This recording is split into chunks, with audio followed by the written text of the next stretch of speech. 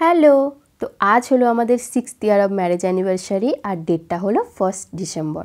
তো আজকের দিনে আমাদের বিয়ে হয়েছিল আর দেখতে দেখতে 6টা বছর পেরিয়ে গেল। কিভাবে পেরিয়ে গেল বুঝতেই পারলাম না।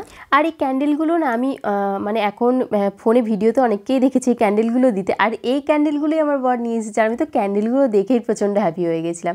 এই ক্যান্ডেলগুলো এত সুন্দর দেখতে, কি বলবো। তো যাই হোক, অ্যানিভার্সারি হোক বা বার্থডে হোক, যাই হোক না কেন, এরকম ছোটোখাটো সারপ্রাইজ পেতে কিন্তু খুবই ভালো লাগে। আর এদিকে আমরা দেখো নিজেরাই নিজেদের বিয়ের ভিডিওটা চালিয়ে দিয়েছিলাম, আর বিয়ের ভিডিওটা দেখতে দেখতেই আমরা কেক কাটছিলাম। আর এই বিয়ের ভিডিওটা দেখলেই না মনে হয় এই তো কদিন আগে যেন আমাদের বিয়ে হলো, বাট দেখতে দেখতে 6টা বছর পেরিয়ে গেছে।